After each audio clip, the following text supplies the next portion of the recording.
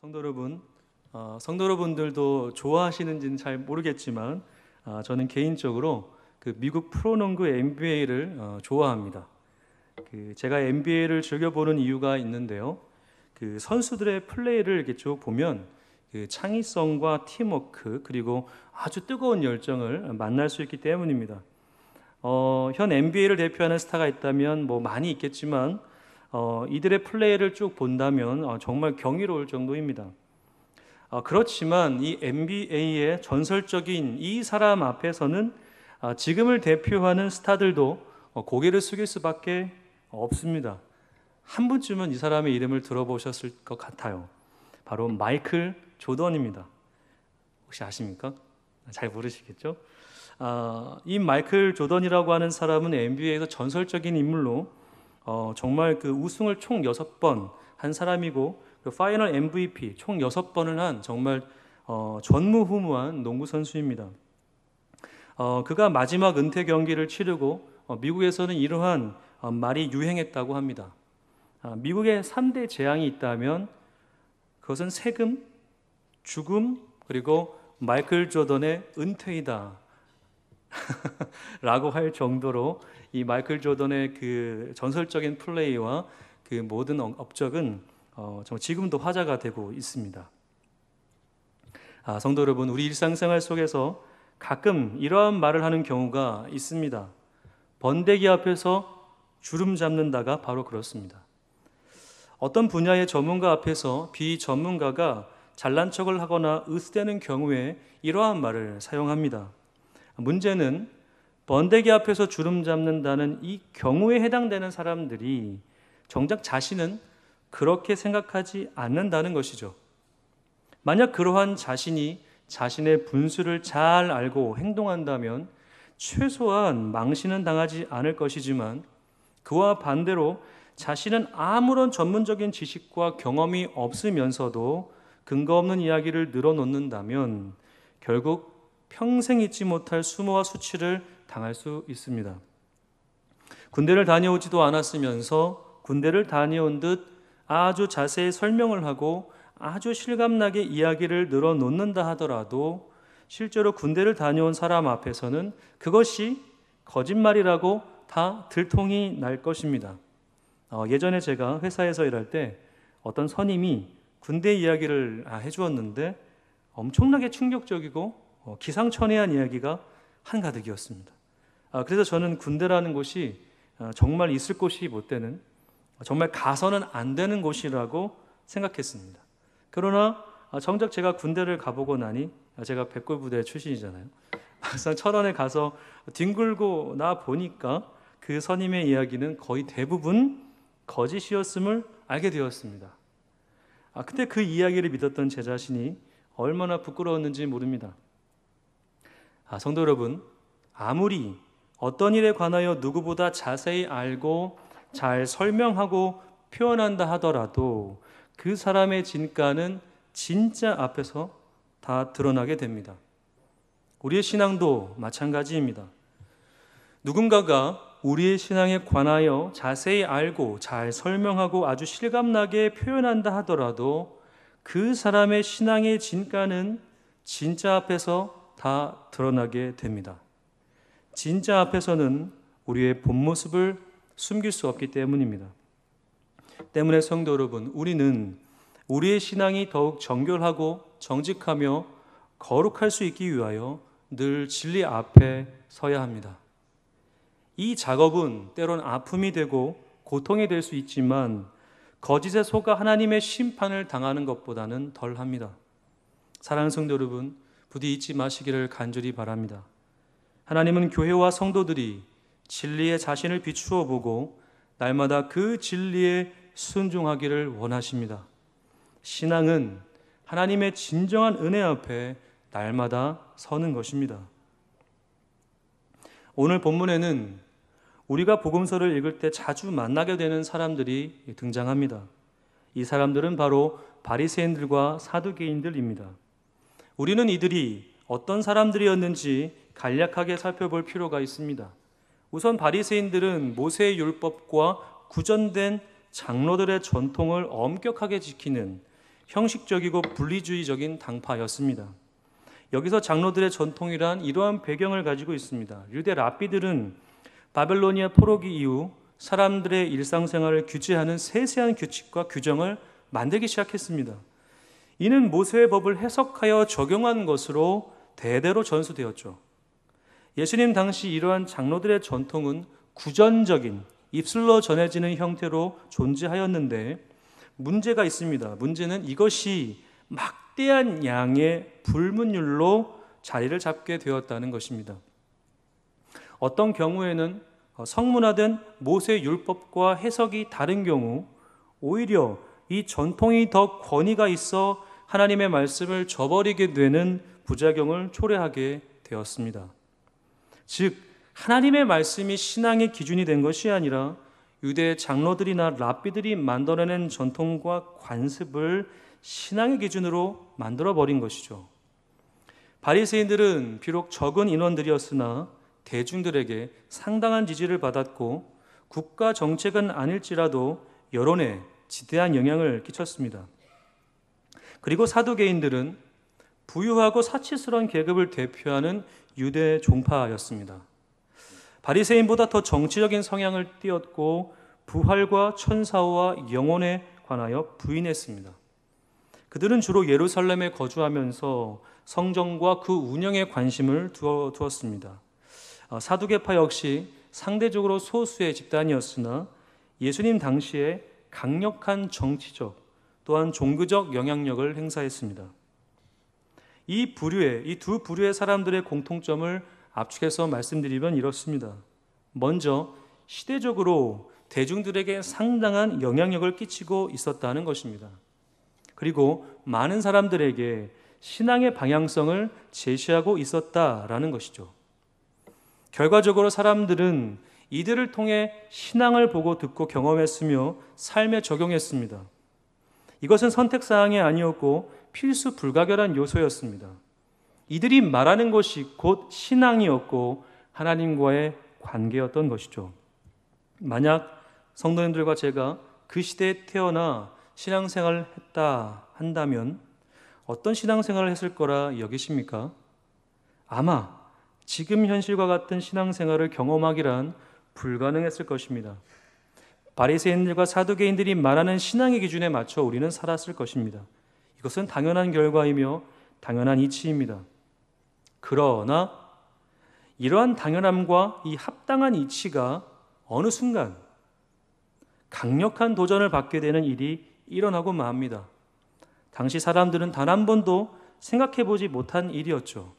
바로 세례 요한의 등장이었습니다.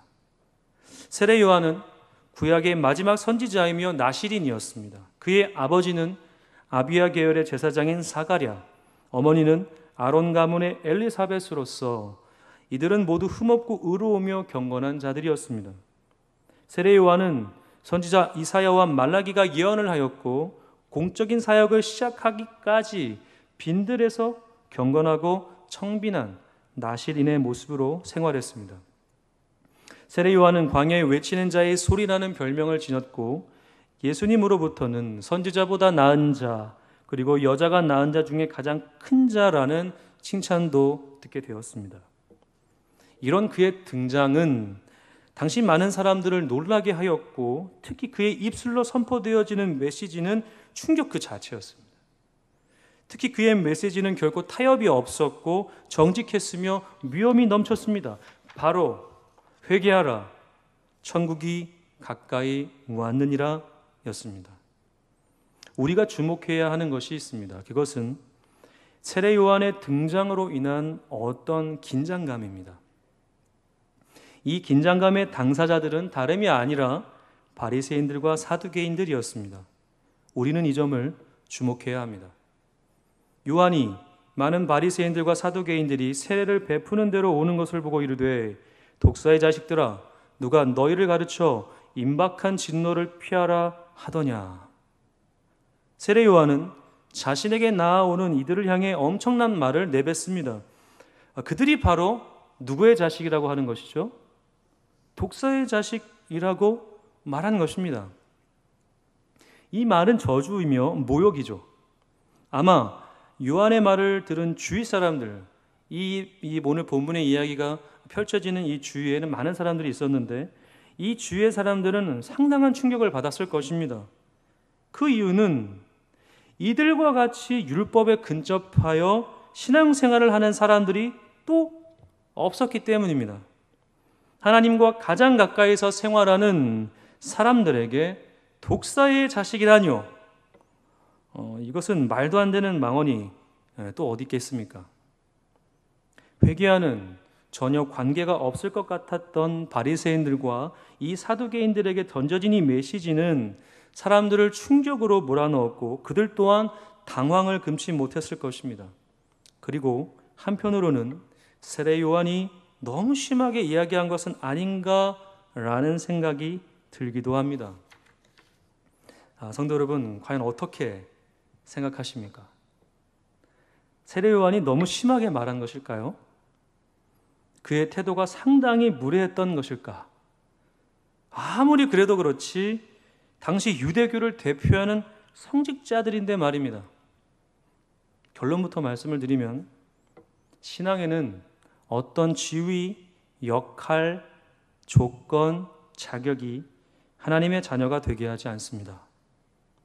더욱이 하나님의 은혜를 입게 하는 도구가 되지 않습니다. 하나님의 은혜를 입게 하는 것은 오직 그 은혜 앞에 자신을 내려놓을 때입니다. 세례 요한의 이러한 모습은 당연한 것이었습니다. 거짓을 거짓으로 보았고 죄를 죄로 보았고 어리석음을 어리석음으로 보았습니다. 이것이 전부입니다. 그의 눈에는 바리새인들과 사두개인들의 본 모습이 보였을 뿐입니다. 왜 그럴까요? 그는 어떻게 이들의 본 모습을 보았던 것일까? 그 이유는 이렇습니다. 그가 진리를 만났기 때문입니다. 그러므로 예수께서 자기를 믿은 유대인들에게 이르시되 너희가 내 말에 거하면 참으로 내 제자가 되고 진리를 알지니 진리가 너희를 자유롭게 하리라. 아멘. 우리가 거짓에 속는 이유는 우리가 거짓밖에 만나보지 못했기 때문입니다. 우리가 이러한 거짓에 속지 않고 참 자유를 얻기 위해서는 진리를 만나는 것 외에 다른 방도가 없습니다. 학생들이 시험을 치르고 가채점을 아무리 한다 해도 가채점으로 나온 점수는 100% 믿을 수 없습니다. 말 그대로 가채점일 뿐입니다. 보기에는 그럴싸할 수 있지만 실제로는 그렇지 못합니다. 자신의 시험 점수를 분명하게 알기 위해서는 분명한 정답을 통해 채점을 해야 합니다. 세례 요한은 분명한 신앙의 점수를 알고 있었습니다.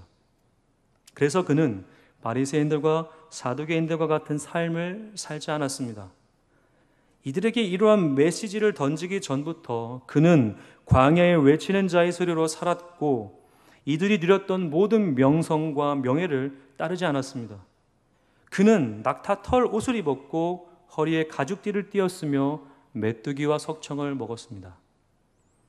혹자는 이러한 세례 요한의 모습을 보면서 이러한 말을 할 수 있을 것입니다. 꼭 세례 요한처럼 살아야 복음을 믿는 것이라 할 수 있을까? 좋은 옷을 입고 보다 맛있는 음식을 먹는다고 해서 하나님의 영광을 가리는 것은 아니지 않을까라고 말입니다. 물론 그렇습니다.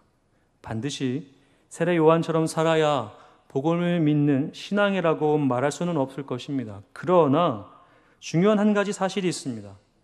그것은 세례 요한이 좋은 옷과 좋은 음식을 먹을 수 없어서 그렇게 산 것이 아니라 그 자신이 스스로 택한 것이라는 사실입니다. 앞전에 말씀드린 것처럼 세례 요한은 경건하고 신실한 부모를 통해 태어났고 결코 재정적으로나 사회적으로나 부족해서 또한 모자란 인생이 아니었습니다. 요한의 아버지는 누구였죠? 사가랴였으나 그의 직업은 제사장이었어요. 당시의 제사장은 경제적으로 심각한 고초를 겪는 자가 아니었습니다. 제사장이라는 위치 자체가 당시에 많은 사람들에게 존경받았고 그만큼의 인정을 받았습니다. 누가복음의 기록에 의하면 사가랴가 요한의 이름을 정하는 그 순간 근처에 사는 자가 이 사실을 다 두려워하였고 이 모든 말이 온 유대 산골까지 두루 퍼졌다고 기록되어 있습니다. 이러한 것을 보아 사가랴는 많은 사람들에게 영향을 끼치는 인물일 것입니다. 또한 요한은 나이가 많은 아버지의 대를 이어서 제사장으로 훈련을 받아 제사장이 되지 않았고 아니면 또 비슷한 삶을 살기 위해서 노력하지 않았습니다. 그는 자신에게 임한 하나님의 뜻을 이루기 위해 기꺼이 광야에 외치는 자의 소리가 된 것이죠.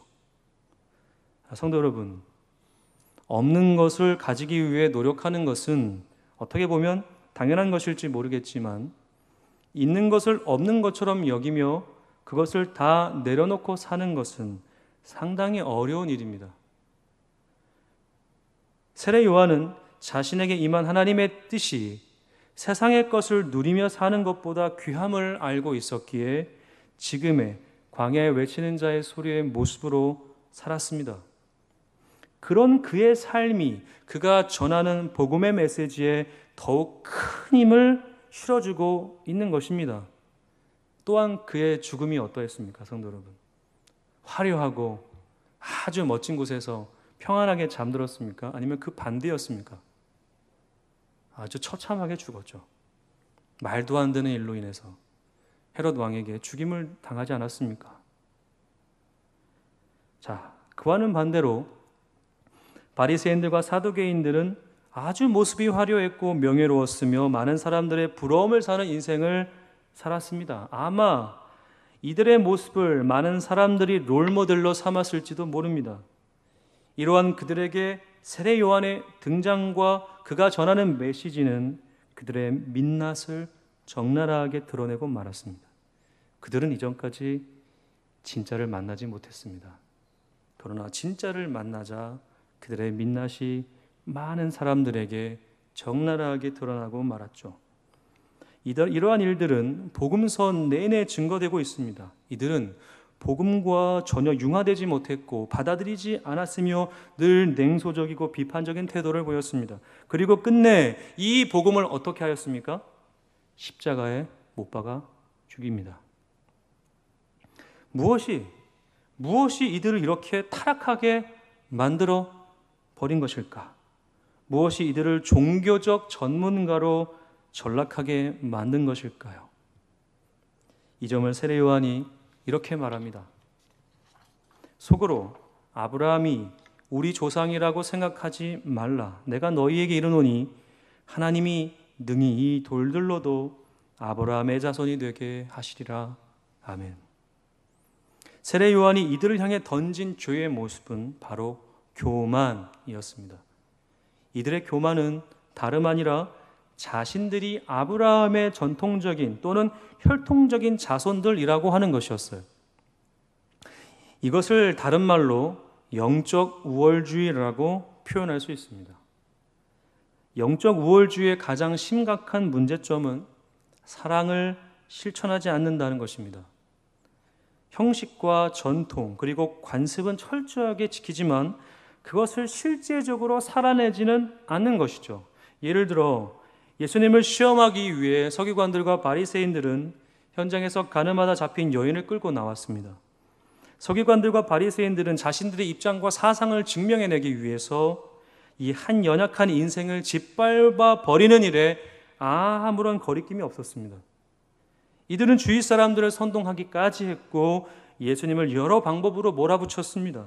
그러나 이들의 이러한 노력에도 불구하고 이들은 예수님 앞에서 다 도망치고 말았습니다. 그 이유는 그들의 본색이 주님 앞에서 철저하게 그리고 낱낱이 드러났기 때문입니다.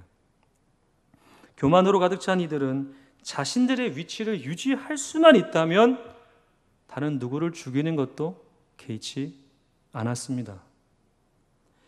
세례 요한은 바로 이 점을 적나라하게 꼬집은 것이죠. 이들의 교만, 더 나아가서 이들의 외식함이 얼마나 심각한 문제를 불러일으키는지, 그리고 자신뿐만 아니라 다른 이들에게도 부정적인 영향을 줄 수 있는지를 온전히 드러낸 것입니다. 저는 말씀을 묵상하면서 우리가 어떤 교만, 즉 영적 우월주의에 빠져 있는지 깊게 고민해 보았습니다. 저는 개인적으로 지금의 교회가 쉽게 빠질 수 있는 교만이 이것이라고 생각합니다. 바로 기도 만능주의입니다. 조금 의아하게 생각하실 수 있지만 한번 성도님들도 깊게 생각해 보셨으면 좋겠습니다. 기도는 신앙에 무척 중요한 것입니다. 저도 이 점에 관하여 명백히 동의합니다. 그런데 한 가지 안타까운 점은 우리가 하나만 알고 둘은 모른다는 점입니다. 무슨 이야기냐 하면 우리가 기도 자체만이 영적인 일을 한다고 여기는 것입니다. 영적인 일을 하는 것을 단순히 우리가 영적인 생각과 그것과 관련된 일을 하는 것으로 여기는 경우가 많습니다. 그러나 영적인 일은 더욱 광범위하고 다양하게 나타납니다. 예를 들어 우리가 아침에 일어나서 하루의 일과를 시작하는 순간부터 잠자리에 들기까지의 모든 과정이 영적인 일을 하고 있는 것입니다. 이유가 있습니다. 예수 그리스도를 인격적으로 믿고 영접한 사람은 성령님이 임재하시고 우리 안에 거하십니다. 믿으십니까? 아멘이죠. 때문에 우리 안에 성령님이 함께 하시기에 우리는 곧 하나님의 거룩한 성전이 됩니다. 너희 몸은 너희가 하나님께로부터 받은 바 너희 가운데 계신 성령의 전인 줄을 알지 못하느냐? 너희는 너희 자신의 것이 아니라 값으로 산 것이 되었으니 그런즉 너희 몸으로 하나님께 영광을 돌리라. 아멘. 사도 바울은 우리 몸이 성령의 전으로서 우리의 몸으로 하나님께 영광을 돌리라고 힘주어 말했습니다. 이 말을 바꿔서 하면 성령의 전으로 살아가는 모든 이들의 인생은, 예수 그리스도를 영접한 모든 이들의 인생은, 그들이 행하는 모든 삶의 영역들은, 행하는 모든 일들은 하나님의 영광이 되어야 한다는 것입니다. 기도하는 행위만이 영적인 일이 아니라는 점을 꼭 기억하셨으면 좋겠습니다. 기도를 하고 그 안에서 살아가는 것 또한 영적인 일입니다. 문제는 우리가 기도만 하고 움직이지 않는다는 것입니다. 그리고 교회를 위해 함께 해야 하는 일에 힘을 모으지 않습니다. 교회에는 상당히 많은 기도 모임이 있습니다. 명칭 또한 다양합니다. 이러한 기도 모임이 있다는 것은 참으로 고무적인 일이며 귀한 일이죠. 그러나 안타까운 점은 그것은 기도하는 모임에는 많은 사람들이 모이지만 정작 일하고 봉사하고 섬기는 일에는 모이지 않는다는 것입니다. 그래서 그런지 기도 모임에 참석해 주는 것만으로도 어떻게 된 건지 우리는 감사해야 합니다. 참으로 우습지 않습니까, 성도 여러분? 기도하는 일에 모이는 것은 당연한 것 아닙니까? 한국 교회에 새벽 기도로 유명한 교회가 있습니다.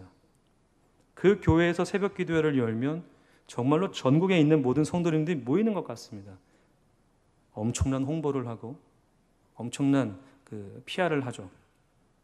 그런데 문제는 그렇게 엄청난 기도회를 행했던 교회가 정작 세상의 빛과 소금으로서의 역할을 감당하는 것보다 지금 여러 루머와 구설수에 올라 골머리를 앓고 있다는 점입니다.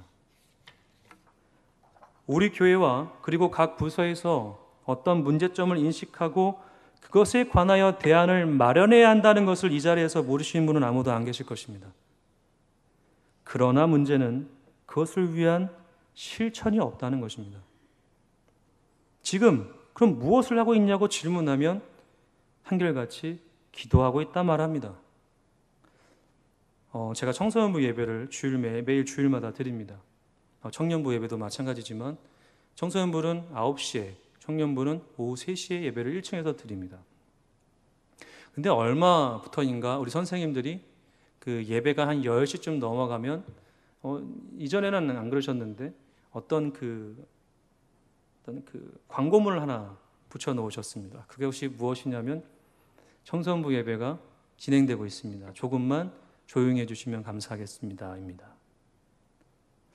사랑하는 성도 여러분, 우리 성도님들께서 교육부에 그 여러 가지 기관에 관심이 많으시다는 것 잘 압니다.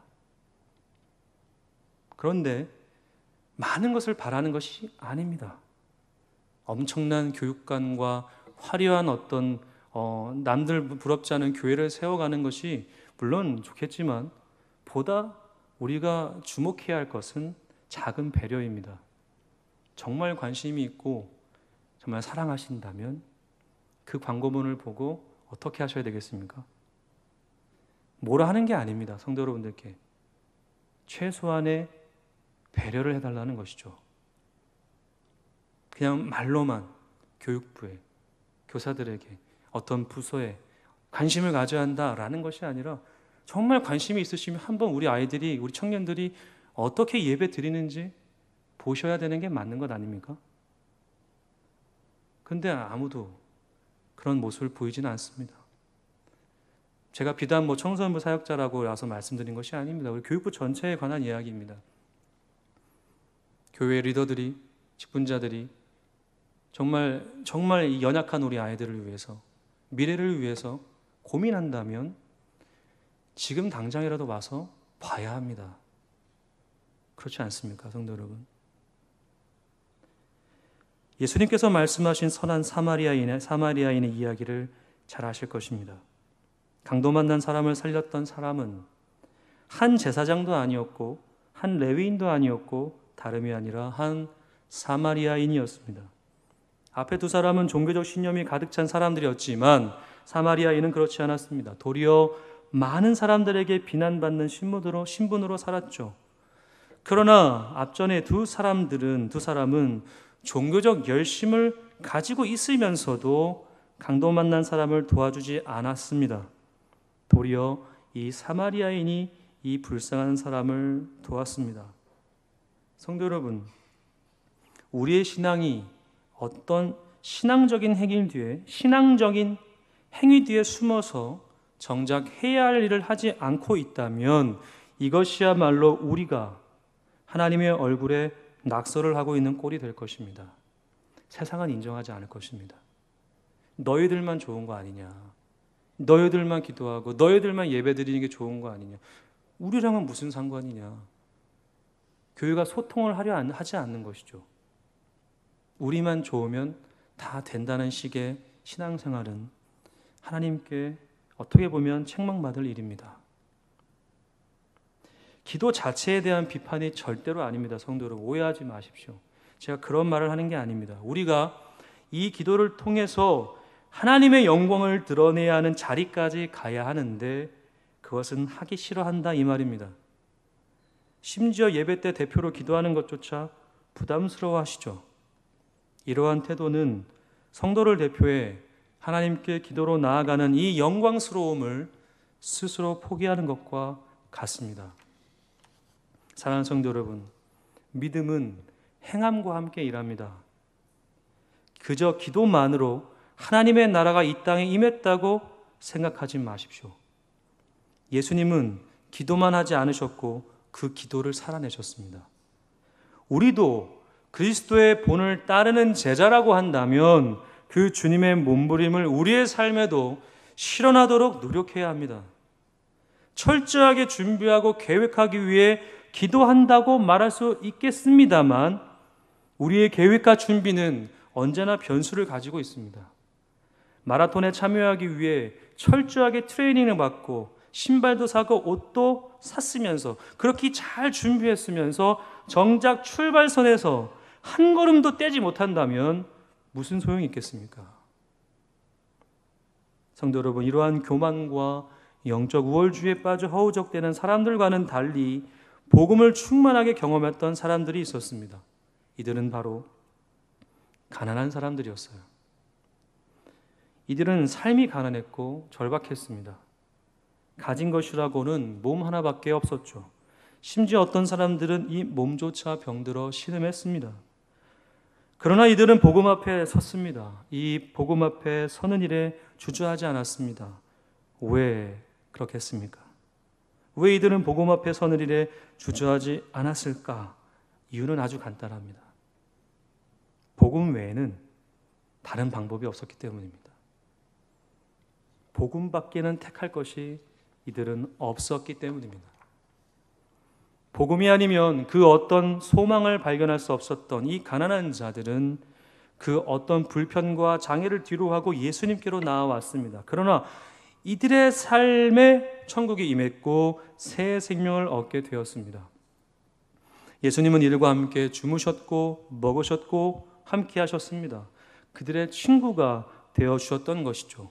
그러나 반대로 바리새인들과 사두개인들은 예수님을 미워하고 저주하고 죽이려고 했습니다. 예수님 또한 이들을 향해 심판의 메시지를 말씀하셨습니다.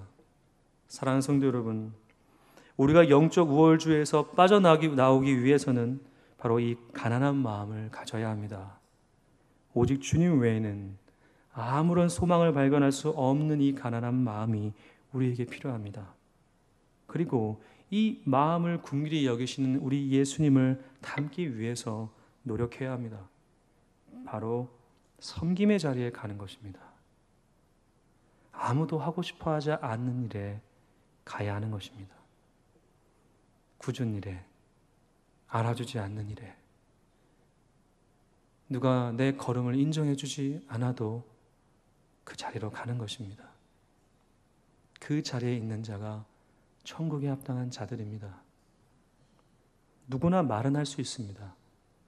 누구나 이러쿵저러쿵 해야 한다 말은 하지만 무엇보다 그것을 행함으로 열매를 맺는 자가 이 땅의 교회와 과정과 그리고 우리 이웃에 있어야 합니다. 제가 몽골 단기 선교를 갔을 때 아직까지 제 마음을 뛰게 하고 움직이게 하는 일이 있었습니다. 참으로 도전이 되었었던 일이었는데요. 바로 호스피스 사역을 하는 선교사님을 만나게 되는 일이었습니다. 저는 별 생각 없이 솔직하게 말씀드리면 뭐 정확한 정황을 모르니까 그냥 인도하시는 대로 따라갔습니다. 근데 굽이굽이 가는 길이 무척 험하고 불편했습니다. 그 울란바타르라고 하는 그 수도가 우리가 생각하기에는 뭐 서울과 같은 곳이기에 잘 되어 있을 것이라고 생각이 들지만 실상 그렇지 않았습니다. 진짜 뭐 여기서 염창역에서 등촌역까지 가는데 그냥 뭐 20-30분이 걸리니까요. 너무 불편하고 힘든 부분이 있었습니다. 그래서 기대 없이 그냥 내려서 그 호스피스 병동에 들어갔고 허름한 그 예배실에 들어갔습니다. 근데 이제 우리 선교사님이 소개해 주신 한 그 분이 계셨는데 그 호스피스 사역을 하는 그 담당 목사님이셨죠. 근데 행색을 딱 보았는데 그냥 뭐 진짜 시골에서 평생 일하신 분의 모습처럼 머리는 하얗시고 얼굴부터 발끝까지는 까마셨어요. 근데 유달리 제 눈에 들어오는 것이 있었는데 바로 그분의 손이었습니다. 그분은 이렇게 말씀하실 때 손을 이렇게 계속 이렇게 하시더라고요. 이렇게. 그러니까 자연스럽게 눈이 손에 가더라고요. 근데 가만히 손을 봤더니 그렇게 고생한 손이 또 따로 없을 정도로 갈라지고 핏기 하나 없는 그 손이었습니다. 그 선교사님이 하시는 일이라고는 그 죽음을 기다리는, 그러니까 몽골 사람들이 그 거의 6개월밖에 살지 못하는 사람들, 거의 죽음에 이르는 사람들이 이제 그곳으로 온다고 하는데요. 17명 정도의 스태프들이 그들을 섬기고 그들의 마지막을 이렇게 천국 환송 예배를 드려주는 일이었죠. 근데 그 목사님이 하시는 것은 죽어가는 그 영혼을 위해서 그 정말 거칠고 메마른 손으로 그들의 손을 만지는 일이었다고 하십니다. 그분의 이야기를 쭉 듣고 있는데 계속 마치 제 마음속이 뜨거워지는 거예요.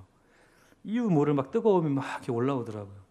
그리고 이제 그 영안실, 천국 환송 예배를 드리는 그 장소를 보여주시면서 이곳이 이분들의 마지막 장소입니다. 근데 그 장소에 들어갔는데 마치 그냥 그 꽃동산에 온 것 같은 벽화가 이렇게 그려져 있었습니다. 그냥 우리가 일반적으로 아는 그 영안실 같은 느낌이 아니었어요. 근데 그것에 관한 일화를 좀 이야기해 주셨는데 다 말씀을 드릴 수는 없지만 정말 감동적인 이야기를 해주셨어요. 근데 그 이야기를 듣고 이제 다 같이 교회 안으로, 그 호스피스 교회 안으로 갔는데 그 몽골엔 게르라는 곳이 있지 않습니까? 게르로 만든 교회였어요. 예배당이었어요. 정말 허름하고 그냥 그 의자가 그냥 뭐 낡을 대로 낡아서 철제 의자인데 그냥 막 사방에 흩어져 있고 그냥 가운데 중간은 추우니까 그냥 연통 하나가 이렇게 놓여져 있는 허름한 예배당이었습니다. 선교사님의 많은 이야기를 듣고 이제 마지막으로 제가 기도의 인도를 하는데 마지막 마무리 기도를 하는데 갑자기 제가 그냥 펑펑 울었어요. 주책도 없이 성도님들 앞에서 막 울었습니다. 그러니까 막 제가 기도하면서 잘 안 우는데 아닌가요? 잘 울죠? 너무 막 울음이 막 복받쳐 오는 거예요. 왜 그랬냐면 다른 게 아니었습니다. 갑자기 제게 어떤 그 희미한 음성이 들리는 것 같은 거예요. 너는 뭐 했냐 이제껏? 너는 무슨 사역을 하고 있었느냐? 갑자기 그런 막 울림이 제 안에서부터 막 솟구쳐 오르는 거예요. 말을 못할 정도로 막 정말 슬펐습니다. 아마 그 성도님들이 안 계셨더라면 아마 1시간 정도 울었을지도 모르겠습니다. 지금도 막 이렇게 마음이 그런데요.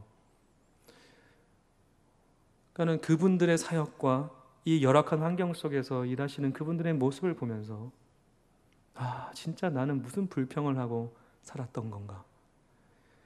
그러면 그 사역을 20년 이상 가까이 하셨다는 말에 진짜 경악했습니다. 와, 나는 1년도 못 버틸 것 같은데 이러한 춥고 배고프고 우리 이 대한민국의 그 식생활과 전혀 다른 이 문화와 환경 속에서 20년 가까이 이 죽음을 맞이하는 일들을 감당하셨다고 하는 그 선교사님의 모습과 그 손을 바라보았을 때 저의 심령은 완전 무너져 내렸습니다. 하나님 앞에 이제는 이렇게 살아서는 안 되겠다. 내가 이렇게 그냥 대충 그냥 할 것만 하고 인정받을 수 있는 정도만 하고 사역하면 됐겠다고 하는 그 저의 안의 교만과 어리석음과 그 우월주의, 한국교회보다 이 몽골 뭐 별거 아닌데 라고 하는 그 교만함이 다 그 순간에 무너져 내린 것이죠. 기도를 마치고 혼자 이렇게 밖에 나가서 그 게르 뒤편에 있는 공원을 이렇게 쭉 보는데 그 맑은 하늘에 내리쬐는 그 태양이 그 풀들과 꽃들을 막 비치는 그 순간 마치 그곳이 에덴 동산처럼 보였습니다. 끝으로 선교사님과 인사를 하고 마지막으로 제가 나왔거든요. 손을 잡고 인사를 하는데 이 선교사님이 너무 순박하신 거예요. 그냥 뭐 시골 아저씨처럼 막 이렇게 너무 기뻐하시고 우리들이 가는데 그렇게 끝까지 손을 흔들어 주시는 그 모습이 아직도 생생합니다. 제가 정말 그 선교사님을 만나고 그 사역을 보면서 다시 한번 제 신앙과 사역의 그 방향성을 되짚어 볼 수 있었던 것이죠. 사랑하는 성도 여러분, 우리는 어느샌가부터 합리화하기 시작했습니다. 우리는 이 정도만 해도 돼. 이제 예전에도 이렇게 해왔으니까. 근데 성도 여러분, 그렇지 않습니다. 진정한 하나님의 은혜를 맛보기 원하신다면 감히 도전드립니다. 불편한 곳으로 가십시오. 하나님이 원하는, 내가 원하지 않는 그 일에 하나님의 순종을 원하실 때 무릎을 꿇어보십시오. 정말 한 번쯤은 정말 성도님들께 간곡히 도전드리고자 하는데요. 교회에서 단기 선교를 간다 하시면 한 번쯤은 가보시면 좋을 것 같아요. 설령 외국이 아니더라도 분명 우리 이웃에 우리의 손길을 기다리는 연약한 영혼들이 많이 있을 것입니다. 성도는 멀리 안 가셔도 됩니다. 지금 옆에 있는 우리 성도님이 바로 그분일 수 있습니다. 작은 자에게 한 일이 하나님께 한 일이라고 우리 주님은 말씀하셨습니다. 이제 말씀을 정리하고자 합니다. 신앙은 형식과 관습 그리고 전통에 매여 있는 것이 아니라 그것을 뛰어넘는 사랑과 섬김이 있어야 합니다. 신앙의 한 단편에 매여서 그 안에서만 하나님을 경험하지 마시고 이제는 넓고 아름답고 더욱 영광스러운 자리로 나아가시기를 간절히 소망합니다. 부디 이 자리에 계신 우리 모든 성도님들이 하나님이 찾으시는 이 시대의 한 사람의 예배자가 되어 이 땅의 어둠과 절망에 찬란한 빛과 소망을 채워 넣어가 주시기를 간절히 부탁드립니다. 기도하겠습니다.